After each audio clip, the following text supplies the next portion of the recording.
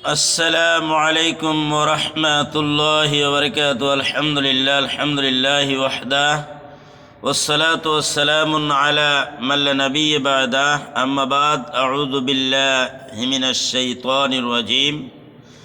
এই পর্বে আমরা দ্বিতীয় পর্বে আসলাম বেদাত সম্পর্কে। তো দ্বিতীয় পর্বে যেই বিষয়টি আমরা আলোচনা করব, আসলে আমাদের মধ্যে শরীয়ত সম্পর্কে জ্ঞান না থাকার কারণে আমরা কথা যে কোনো একটা বলে দিয়ে ফেলি। শরীয়তকে তদন্ত করে কথাবার্তা বলতে হবে, আন্দাজে কথা বললে হবে না। প্রত্যেকটা কথা লিপিবদ্ধ করা হচ্ছে। আপনার মুখ থেকে যা বেরিয়ে যায় সম্পূর্ণ দুই স্কন্ধে আমাদের সকলের দুজন ফেরেশতা রয়েছেন, সম্মানিত লেখকবৃন্দ, তারা লিখতেছেন। তো এই জন্য কথা একটু মাপ যোগ দিয়ে বলতে হবে, যা বলতে হবে সঠিক জিনিসটা মানুষদের কাছে প্রচার প্রসার করতে হবে। শরীয়তের মধ্যে নূতন পথ এবং পন্থা আবিষ্কার করার নামই হলো বিদআত।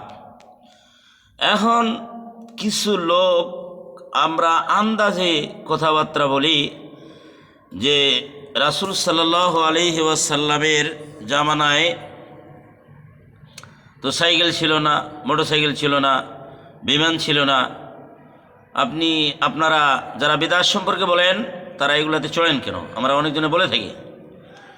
তো এখন বেদাত এবং ওয়াসাইলুল কাউনিয়া কাদারিয়ার মধ্যে পার্থক্য রয়েছে।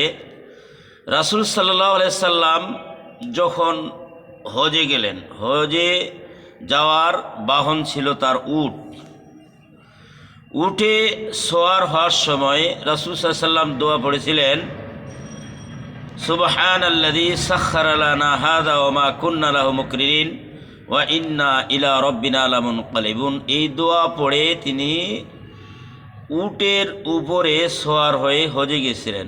আজকে উট পরিবর্তন হয়ে আমাদের মধ্যে বিমান হয়েছে, দোয়ার কোনো পরিবর্তন হয় নাই।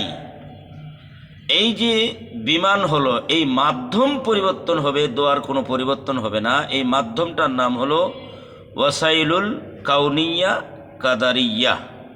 মাধ্যম পরিবর্তন হবে কিন্তু দোয়ার কোনো পরিবর্তন হবে না। বেদাত চালু হওয়ার কারণ তিনটি।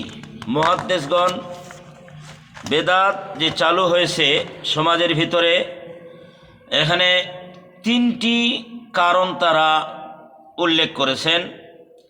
এক নম্বরে কারণ তারা উল্লেখ করেছেন অনারবদের কারণে বেদাত সমাজের মধ্যে চালু হয়েছে। অনারবগণ ইসলাম ভুল বোঝার জন্য সমাজের মধ্যে বেদাত চালু হয়েছে। দ্বিতীয় হলো তাকলিদ, যাহা দেখাদেখি আমল। যেমন ধরেন, দুইজন ব্যক্তি মসজিদে প্রবেশ করেছে, তো একজন দুটি সেজদা মেরে দিয়েছে। তো জিজ্ঞাসা করা হলো, আপনি মসজিদে ঢুকলেন, ঢুকেই দুটি সেজদা মেরে দিলেন, কারণ কি? হাফেজ সাহেব, আপনি সেজদা দিলেন কেন? এখন ওর সঙ্গে যে লোকটি ছিল তার দেখাদেখি সে সেজদা মেরে দিয়েছে। জিজ্ঞাসা করা হলো যে আপনি সেজদা দিলেন কেন? বলছে হাফেজ সাহেব দিয়েছে, দলিল না থাকলে এমনি দিয়েছে নাকি? হাফেজ সাহেব দিয়েছে, এই জন্য আমিও সেজদা দিয়ে দিয়েছি। হাফেজ সাহেব জিজ্ঞাসা করা হলো, আপনি সেজদা দিলেন কেন? হাফেজ সাহেব তিনি বলতেছেন যে আমি সকালে হাঁটতে হাঁটতে কোরআন তেলাওয়াতের মধ্যে সেজদার আয়াত ছিল, ওই জন্য আমি সেজদা দিলাম, আর ওই লোকটি ওর দেখাদেখি দিয়ে দিয়েছে। এই জন্য একটি কারণ হলো। দ্বিতীয় নম্বরের কারণ এখানে বলা হয়েছে দেখাদেখি।